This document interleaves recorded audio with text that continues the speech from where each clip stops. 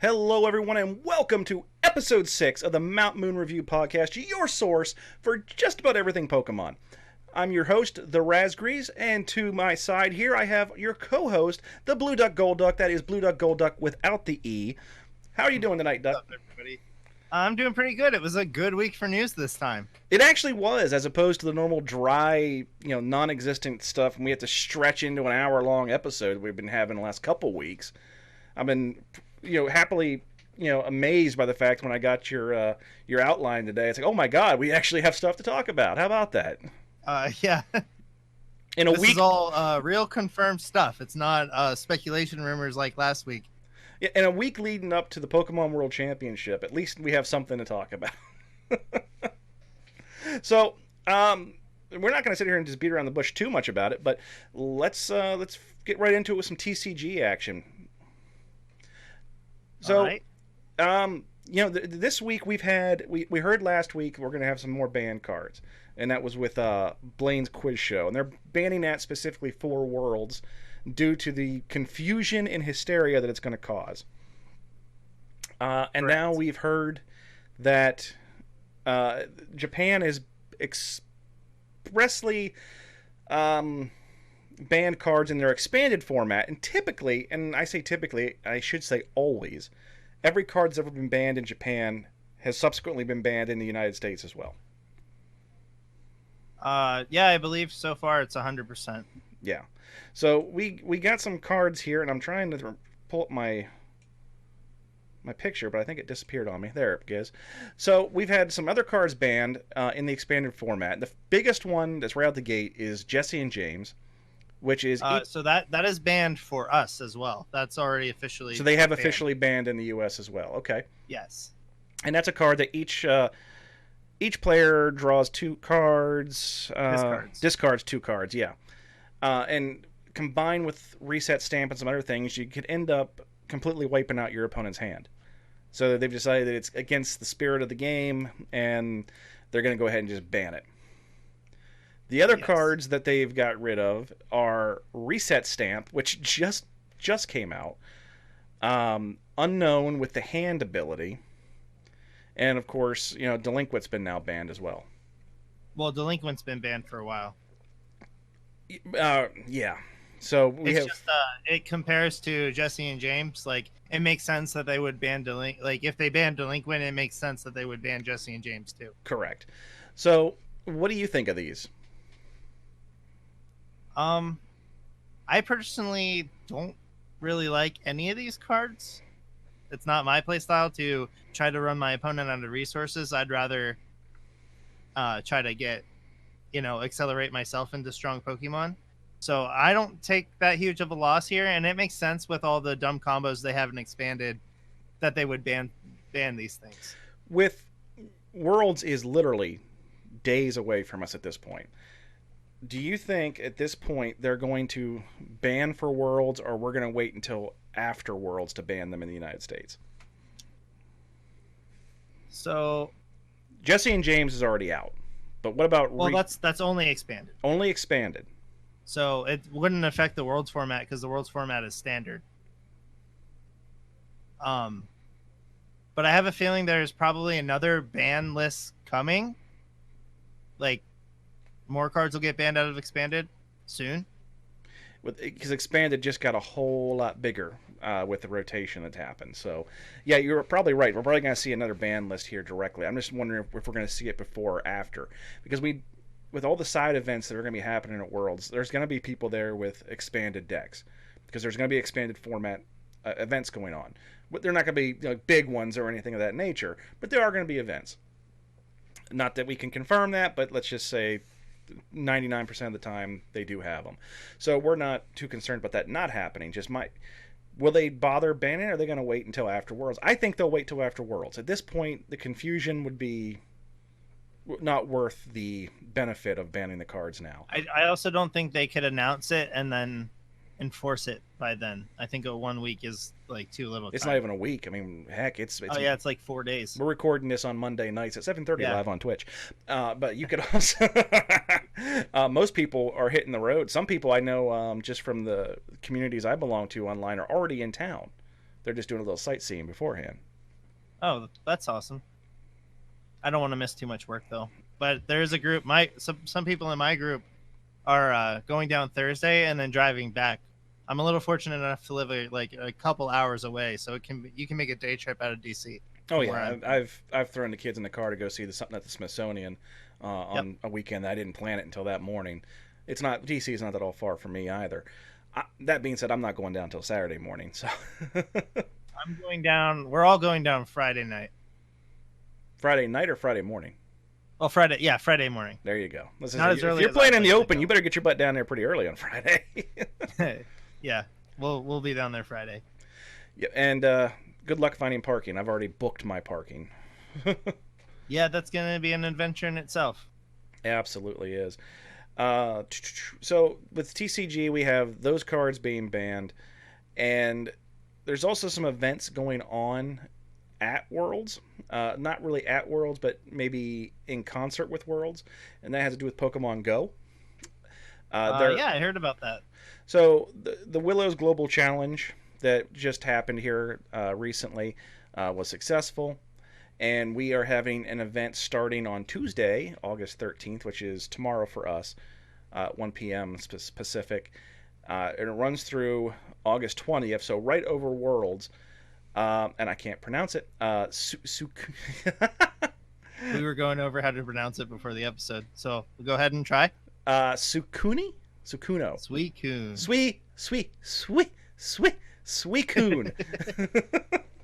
So we do have the Suicune event, which means you can possibly get a shiny. There's a special event on Saturday from 4 to 7 p.m. for the shinies, and that's your local time. And you can also get 5 free raid passes. Playing in the open. What's that? Rip all people playing in the open. Yeah. Well, if you get knocked out early, I mean.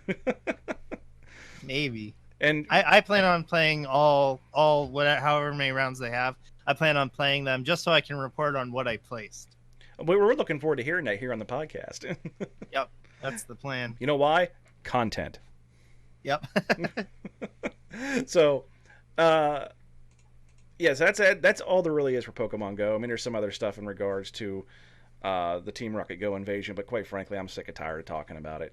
It's happening. It's out there. You want to play it, go play it. I got some dark stuff. I haven't not purified anything. I'm not going to. I want to look at them. They're cute and they're black.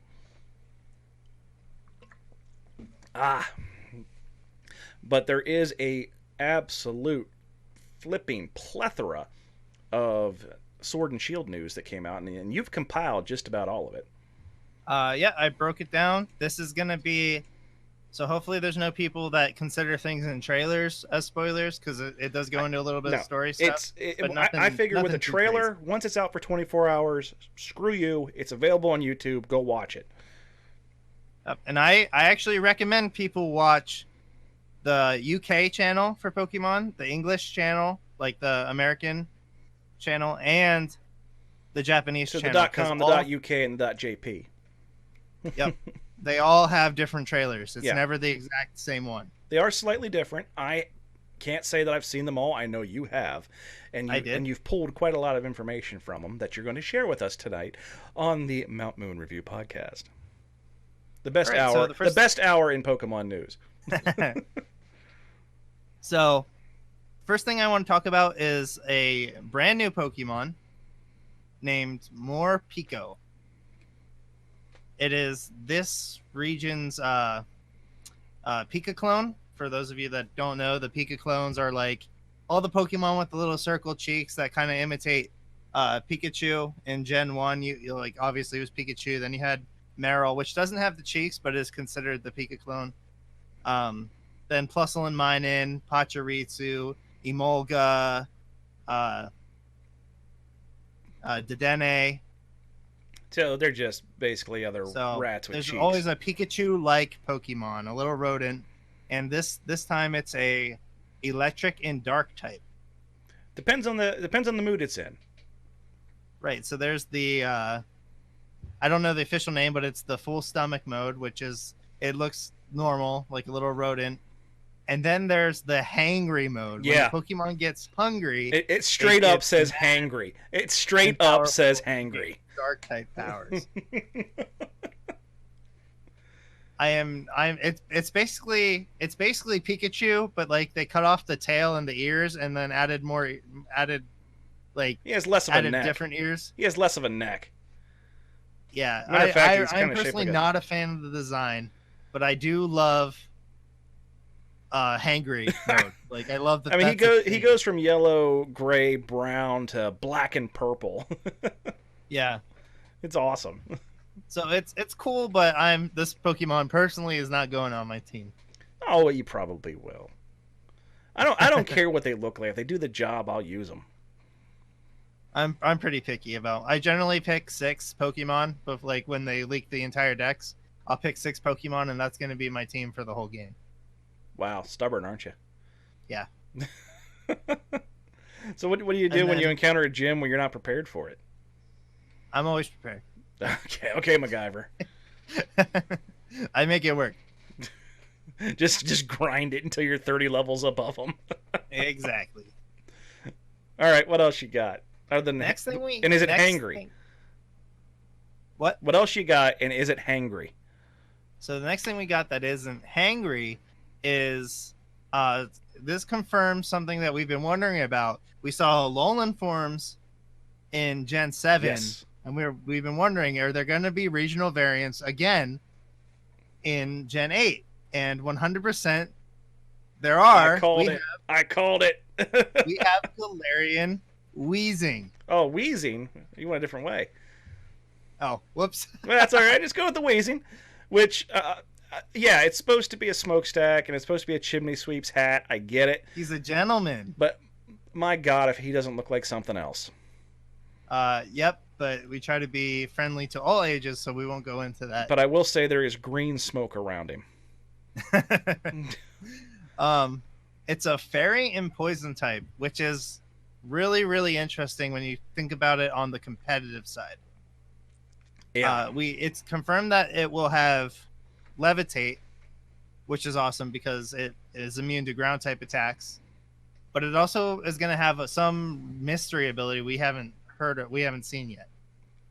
And this, it's definitely going to throw everything weird on the front for the VGC.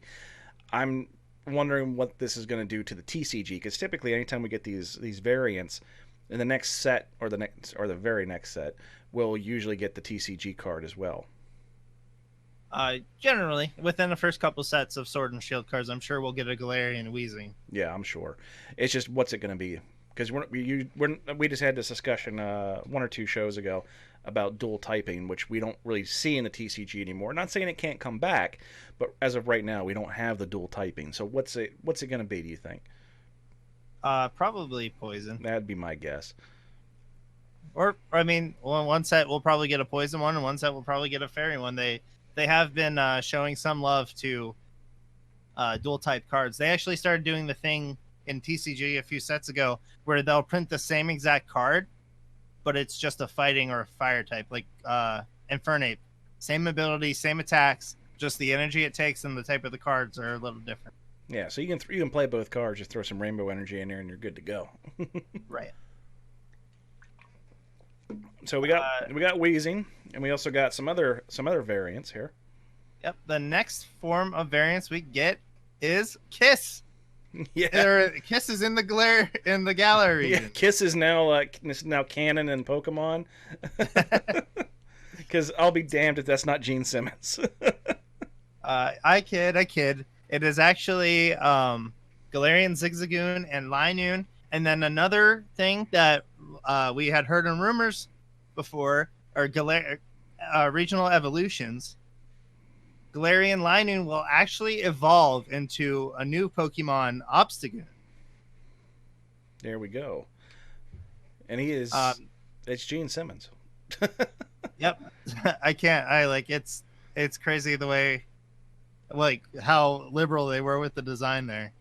Yeah, they in the past they've straight up ripped things off, and this is obviously one of those instances where they had heavy inspiration. Yeah, he's like a humanoid like weasel hyena looking thing with his tongue hanging out, and the fur is like a thick leather jacket on him. Yeah, it's pretty obvious what where they what was inspired for this Pokemon. So again, what do we know what the typing on it's going to be? Yeah, so Zigzagoon, Linoon, and Obstagoon are all dark normal types. Okay. And I want it. So I want to see the shiny. Ooh. It's already a black and white pattern, so I am like really excited to see how the shiny looks. Like there's so many different things they can do. They can pick 2 different colors and just replace the black and the white pattern, or just replace like the white with like a red or a green, or it could be. So many options they have there. It'll probably goof it up, to be honest. I think you just leave it alone. Don't give it a shiny. Everything gets a shiny. Everything gets a shiny. So, yeah. So we let's just go back and talk about this for a second. In episode 1, we threw a lot of things out there, and they're all coming true, folks. Every bloody one of them. So last week we did cover a lot of leaks, and that was just the only thing that made them credible was they said they'd be out on the 7th, or they said the new trailer would be on the 7th. Nothing that we covered was shown in the newest trailer. No, so it wasn't. They're probably all just take everything we said last week and just throw it out the window. But back on episode one, we covered a leak where that guy was credible because he said about Dynamaxing.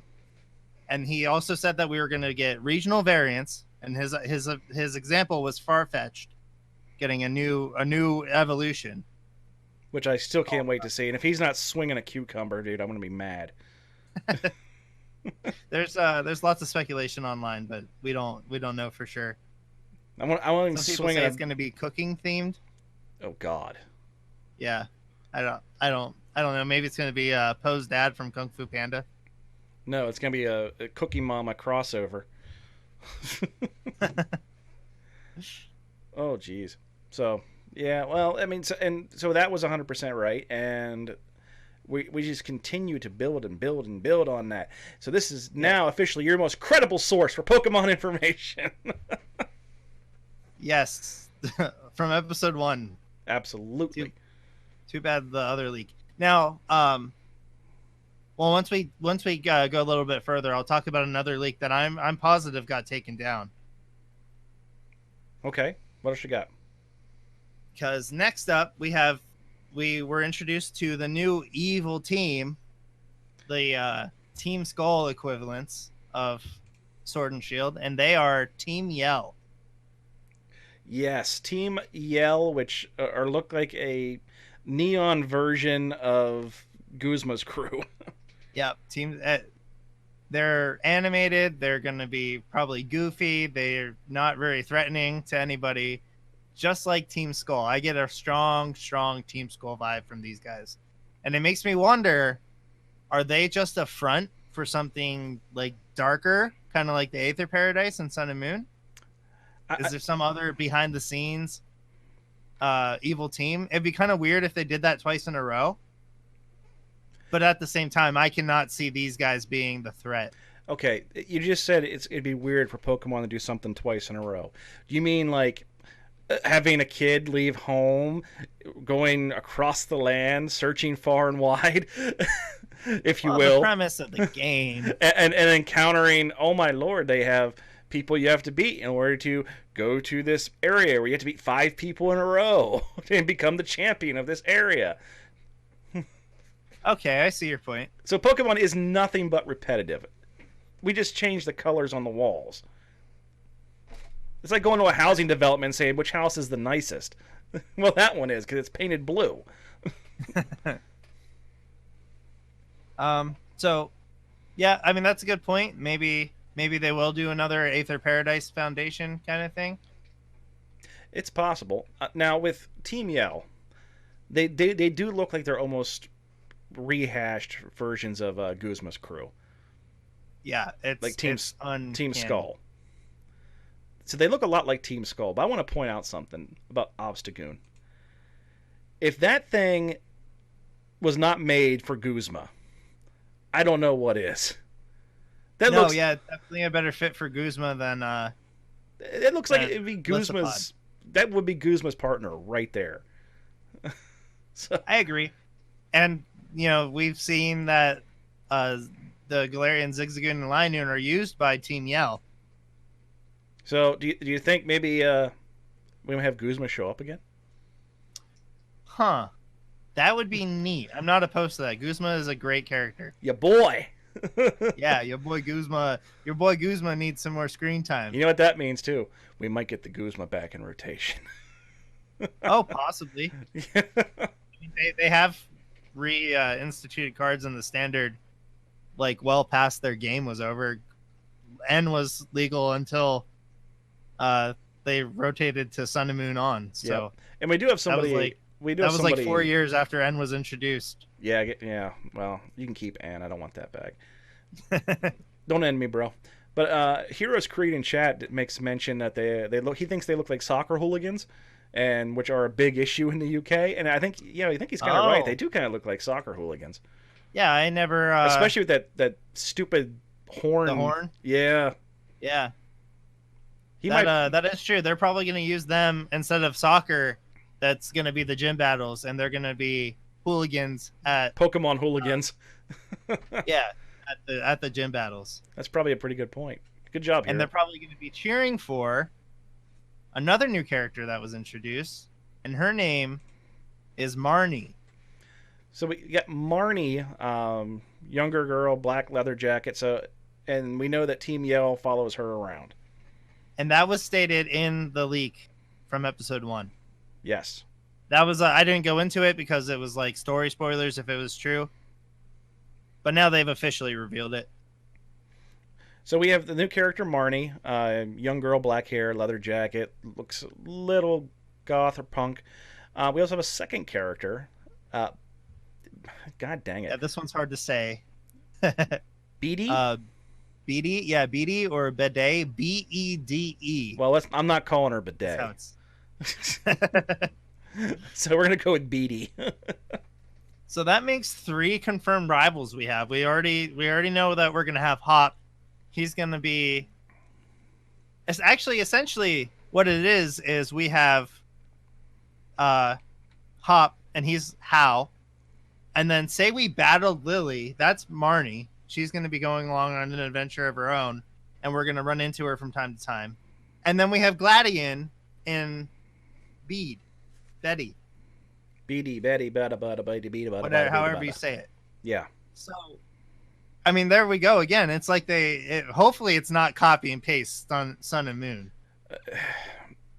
But like, I'm getting strong Sun and Moon vibes from this. You got an evil team that's completely ridiculous. It worked. And isn't capable of the region. We got literally the edgy rival guy who might end up being a friend, and then the girl who is on some mysterious quest to change herself or whatever find herself.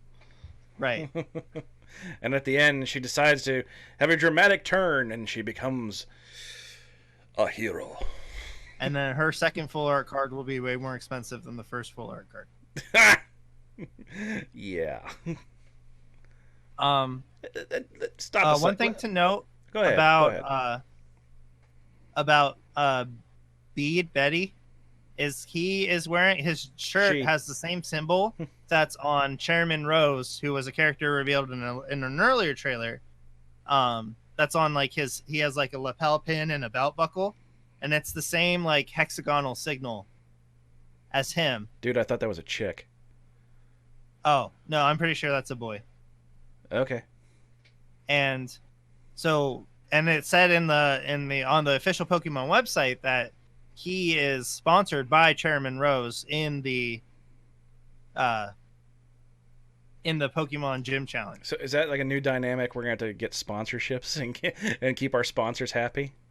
Yes, I believe. I don't know if we'll have to do work to keep our sponsors happy, but there are lots of companies. If you look on the website, we don't have an image of this, but it shows Leon's cape from behind, like the camera's behind Leon, and there is like literally the entire cape is filled top to bottom with logos. Oh God, Pokemon Go's NASCAR.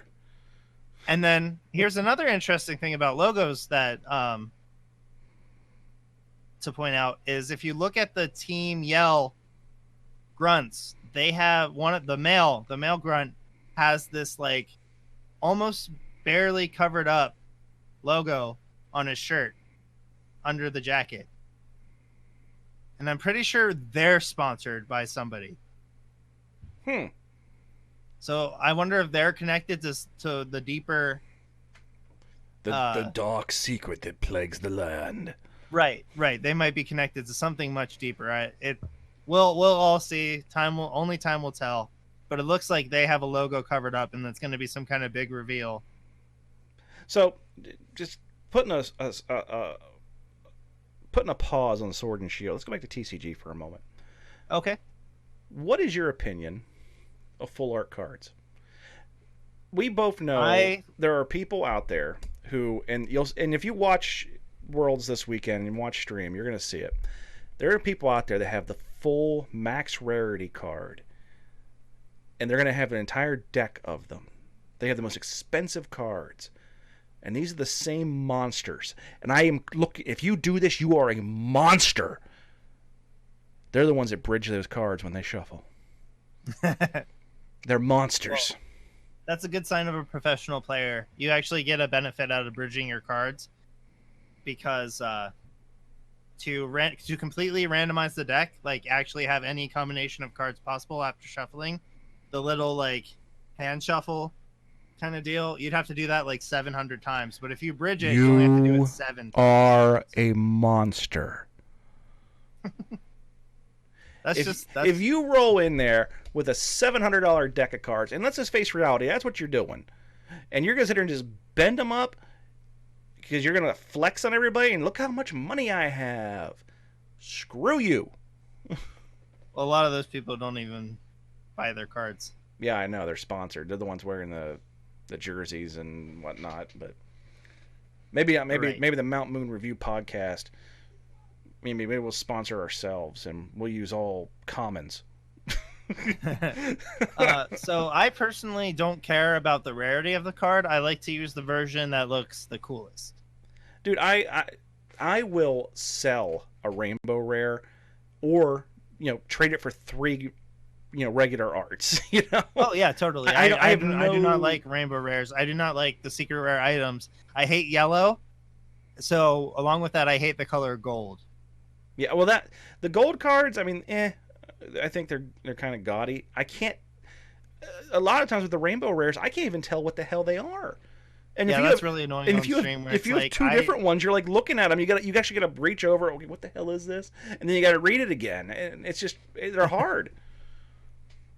Yeah, no. Personally, I like full arts the best because I like just the crisp, like nothing going around in the background, just a nice outlined Pokemon on the card. But sometimes the full arts are just ugly. Like I hated the Zoroark full art with the mostly blue background. I hated that thing. It was ugly. I like Zoroark full art, but I like the promo of Charizard that just released. I like that version the best of Charizard Reshiram Tag Team. Yeah, there is a new box set that came out with the Reshiram Charizard card. That was a secret rare in Japan. It was a secret rare in Japan. That promo, yeah. And the boxes are selling for $29.99, I think, MSRP on them. And so I think that unfortunately for me, the Reshiram Charizards are going to plummet in price. Why is that unfortunate for you? Because I already bought mine. Oh. Yeah, I already got mine. So yeah, I kind of got hosed, but I think they're going to plummet even more. I got a good deal on mine, but they will go down in price now that there's a promo. But so, in your opinion, do you like it when they print a promo and it makes the price of a card go down, or do you like the fact that your investment for playing the card early is stable for a long time? Here's my thing. I realize there is a cost point associated with getting involved. Now, I can sit here and open packs all day long. My luck, I'll never pull anything that I need. Yeah, I do not open packs. I don't anymore. I really don't. I mean, occasionally I'll grab a blister at Walmart or something when I'm walking out, just because it is still fun to open a pack of cards. It doesn't matter if you're a collector or a hardcore player. It's still fun to open a pack of cards. I mean, on Twitch, you can go on there any given day. You can watch somebody else opening a booster box. I mean, it's fun. It's enjoyable. Now, when you compare that to running your credit card through the machine to pay for it, it's not nearly as enjoyable. So I will typically, and this is a pro tip, folks. I will find lists that I like. I will import them into PTCGO. I will purchase code cards or get them from people at my league if I can. And I will build the decks out, find out what I like.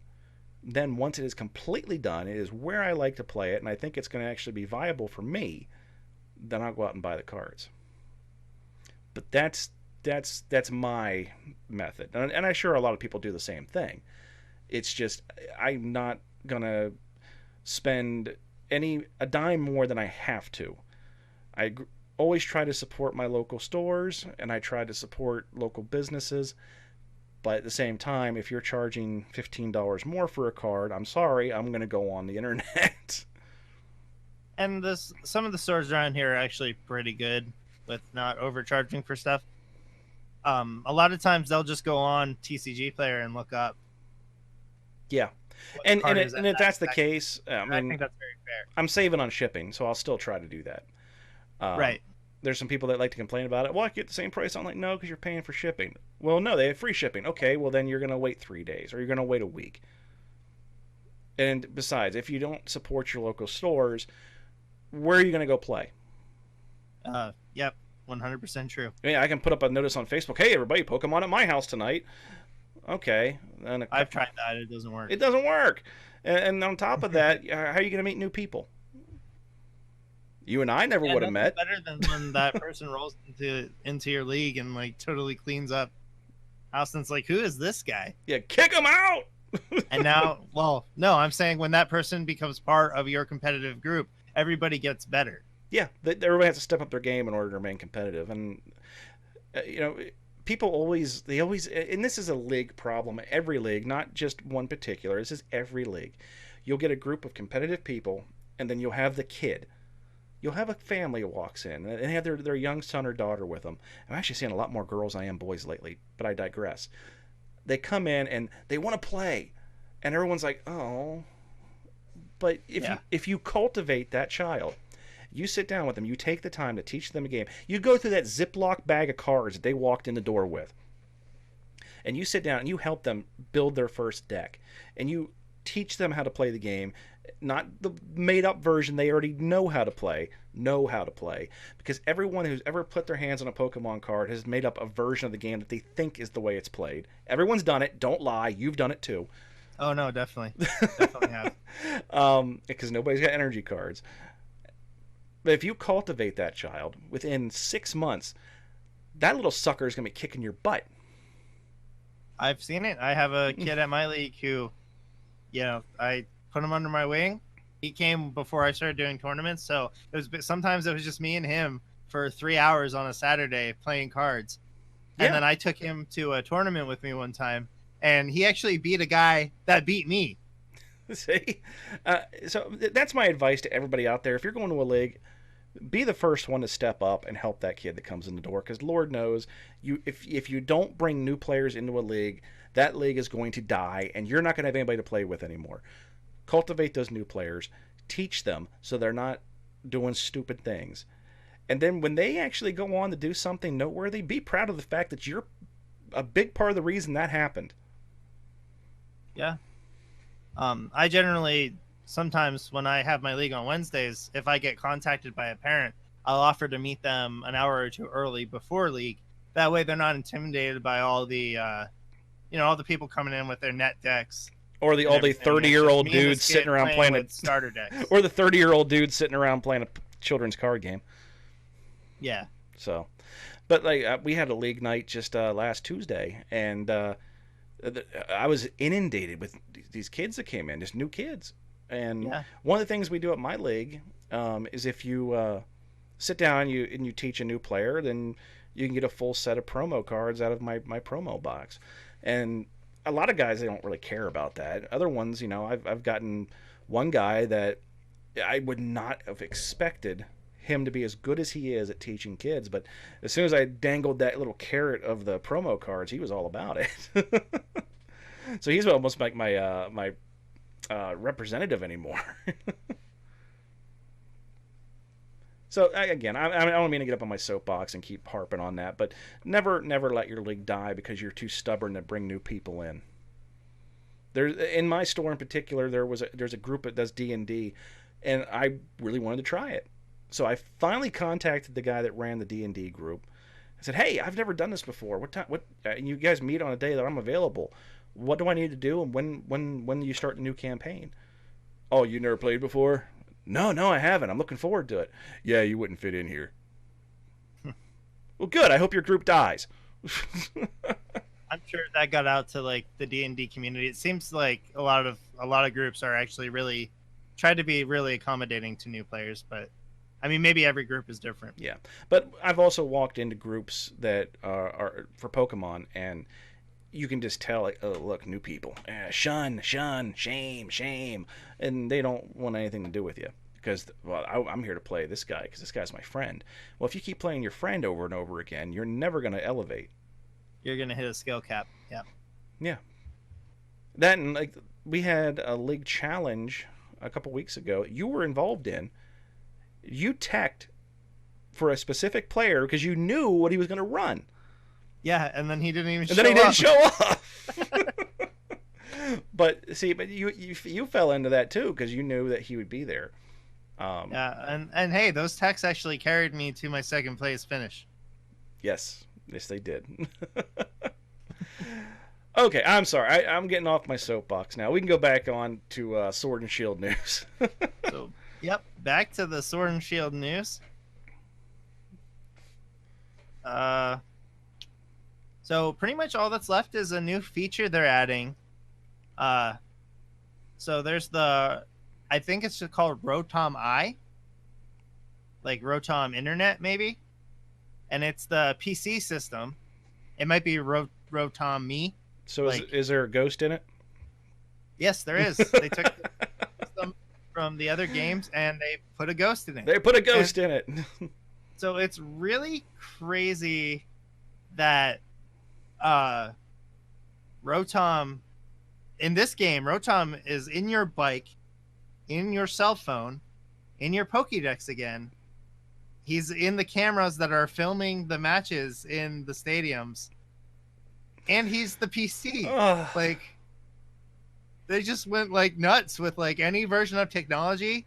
Rotom is in there. So like the society, maybe it's a reflection of how our society has become dependent on technology. The big bad in this game is going to be Rotom.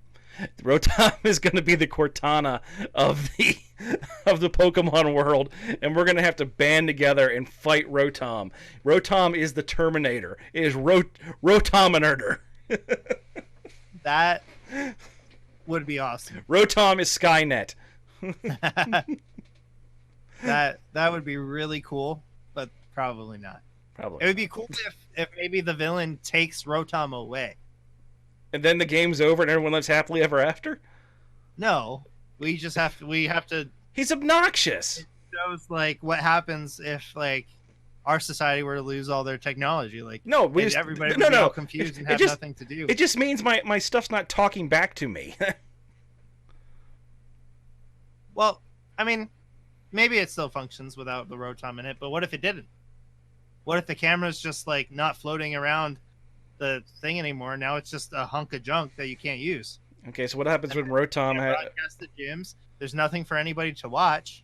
Well, what happens when Rotom gets hangry? Is he just going to start, taking pictures of him in the bedroom and posting them on the internet? I mean, he's going to get revenge somehow from all these years of mistreatment. Yeah, we'll have to see. But listen, so Rotom is in the PC. Change the subject. Yep. Rotom is in the PC, and you can actually work with Rotom to send your Pokemon on things called Hokey Jobs. Yeah, I'm sorry. This is Assassin's Creed.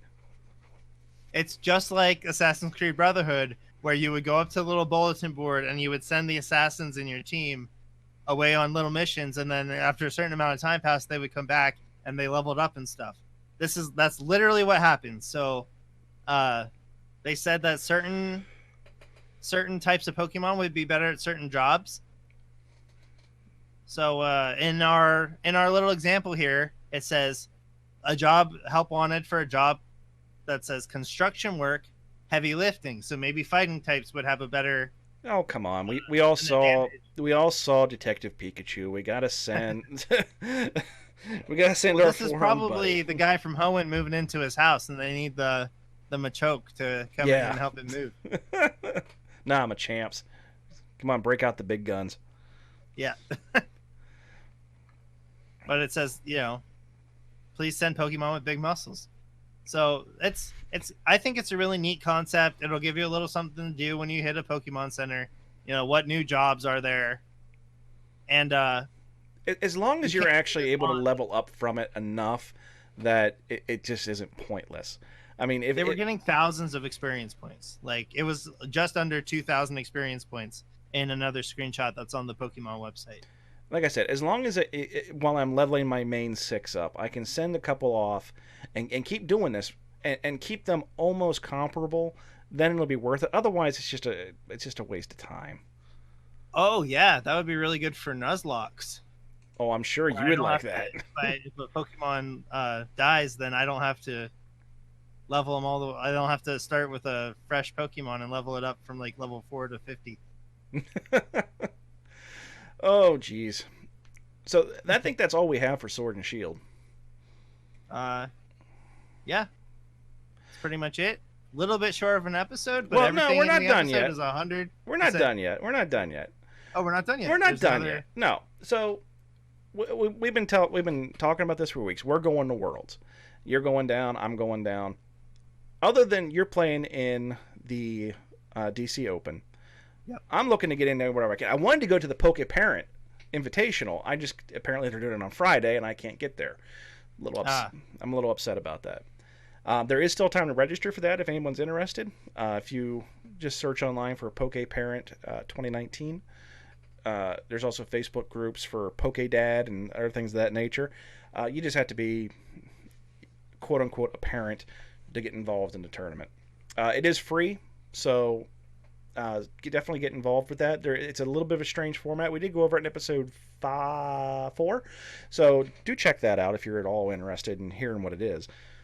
So, other than that, I did hear that, and this is a very unfortunate thing for me, that Pokemon does not have vendors at the World Championship, other than the pop-up Poke Center. Um, that was a big part of the reason I wanted to go, is I wanted to hit vendors. Oh, yeah, I didn't hear about that. That sucks. Yeah, that sucks a lot. Like so much so that I want to say things of an adult nature, and I can't do it on this So you particular can't even, podcast. there's not even going to be a place to buy singles? No, from my understanding, other than the pop-up PC, there is no vendors inside the venue whatsoever. So the big thing is, if you're listening to this and you're going to Worlds, take extra sleeves with you because there will be none available on site other than the crappy Pokemon ones with the silver backs. That is very, very good advice. I've had that happen at regional championships where a sleeve's ripped and it's like, oh crap, and you're re-sleeving. Now I was able to run across the venue and get sleeves for my son, but in this particular instance, that's not going to be something you can do. So definitely take everything you could possibly need with you to the venue this year for Pokemon World Championships. But I'm pretty bummed. Yeah, I'll be that's honest. one of my favorite things is to like regionals. I've never been to a World Championships, but I've gone to plenty of regionals, and it's so fun to go around the room and look at what the vendors are selling. Maybe you might find this promo card that's like $1, but you've never seen it before, and it looks really cool. Yeah, and like my oldest son likes getting his hands on Japanese packs whenever he can. Not because they're any good to him, just because he thinks they're neat. But Pokemon apparently does not have vendors, and you really need to be careful. There will be people there, selling stuff out of their backpacks, which is kind of against the rules and may get It's you kicked very out. against the rules. So don't be doing that kind of stuff. You're going to get yourself kicked out, and it's not worth it. Yeah. I'm pretty bummed though. But so that was the big thing I planned to do. It was just check out vendors. Now there's going to be stuff set up for um, side events for VGC, TCG, Pokken, that kind of things.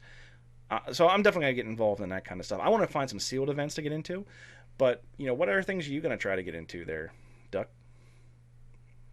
Uh, I plan on doing like side events, or the only day I'll have free is Friday, so I'll have to find ways to fill up Friday the whole day, and then Saturday is the open, and part of Sunday if there's enough players, then the open will be the last couple rounds of the open will be on Sunday. And other than that, I'm just gonna on Sunday I want to watch the championships, like sit there in the crowd and watch it. There is some people in chat, RB Webb, who says that typically there will be vendors set up at the local hotels that are outside of the venue. I think it's just a matter of finding them, however, so that might be a bit difficult. I know one of the hotels that most people are staying at right down the street. I'm not going to throw any names out there because we've mentioned people on stream that might be going, so I don't want to say that. But I'm definitely going to put that out there. If anybody finds out where these vendors are, let me know. I'm sure it'll be common knowledge where the best vendors are. Yeah, I'm hoping because I really want to get some stuff. There's two things I want. One that is a must, and if you're going down before me, this might be put on your shoulders. Okay. I want a mat. I need one of the mats. I need 3 mats, but I'll settle for 1. If I can get 3 for me and the 2 boys, I'll be thrilled. If I can just get 1 for me, forget the boys. They don't need it. So, so anybody that's in our little group, if you happen to get one, I will PayPal you the money immediately. I just need to get my hands on that mat. Talk to the group going down on Thursday. I'm definitely going to be. So I'll link you up with them. Yep. That's the thing. I want the mat, and I want a good Mimikyu plushie. I want a Mimikyu plushie. I'm never going to compete with your plushie collection that we see. If you're on stream, you can see it. It's quite spectacular. Is there another one back there? Is there a new one hanging behind you over your left shoulder? Left shoulder there, Junior. Yeah. Oh, that's a Mew. That's been there. That's been there since day one. I just usually sit in front of it. Well, our friend Cody is saying that there will be some form of vendors, but they won't accept cash. So Cody would know. He's been to several world championships. He's a friend of the stream. He does a stream of himself on Twitch, HXCCODY27. Definitely check out his stream. I think he might be streaming some more this week with Pokemon Trading Card Game Online, so definitely check that out. But I wanted some sealed events. If I can find anything that gives points, I'm jumping in on it. So yeah. They usually have a pretty cool prize wall of stuff. Yeah, I never get enough tickets for the prize wall. I don't have the patience to sit down and play enough games to do it because I usually have the boys with me. A lot of my plushies actually come from regionals. I get my girlfriend a new plushie every time I go to an event. Absolutely great. So some of those are part of the collection on the wall. That's awesome. At least you get something of it. See, I like the mats, and I want the mat. That's what I want the most. But my favorite Pokemon is Mimikyu. So if I can get my hands on a good Mimikyu plushie, I'll take it. Now, that's not to be said that if I couldn't get my hands on a really nice giant Snorlax beanbag chair, I would. Well, those are really expensive. Yeah, no, I saw one down in Roanoke for like $400. It was ridiculous. Oh, so. Do you have anything else you would like to add tonight for the before we end up signing off and going into the Q&A session? I just want to plug my own Twitch channel. That's twitch.tv/blue.golduck, no E. I took a little bit of my work schedule just changed, so I took a little bit of a hiatus off of streaming, but I want to get back into, a regular schedule. It's just I don't know what days I'm gonna have. Yeah, I'm looking to set up a more steady schedule with my streams. I did have some life altering events happen this past week, so my schedule was really thrown off, and I had to have some poking and prodding from fellow streamers to come back uh, and get back on schedule. So last week, I apologize to anybody who subscribes to my channel that I was a little uh, derelict in my duties. We're going to start getting a more steady schedule here in the coming months. But you can check it out on Twitch, which is twitch.tv/the_Razgrees01, and I stream Pokemon Trading Card Game online. Do that quite often, usually earlier in the afternoon, sometimes in the evenings, not as much. The podcast, if you're listening on one platform, be aware it's unavailable on multiple platforms such as iTunes, Spotify, Google Play, Twitch when we film live every Monday at 8:30, and the replay can be seen on our YouTube channel if you just search for the Mount Moon Review podcast. Other than that, I have nothing else to plug tonight other than I will be adding a new podcast in the coming week to the network, the name will be revealed here very soon. It's non-Pokemon related, but I think you'll find it very much enjoyable, and it probably have more of an adult content to it, so keep the kids away. But I'll relay more of that information as the time comes. Duck, take us home. So until next time, just remember, if it's too good to be blue, it's probably gold. Thank you very much, everybody. If you're here on the Twitch stream, please stay in our channel. We'll be back here in about 30 seconds. Just because your card is magic, you think you're safe because you killed my life orb. Baby, do you dare to not flinch? 'Cause I'm coming at you like a dark pole.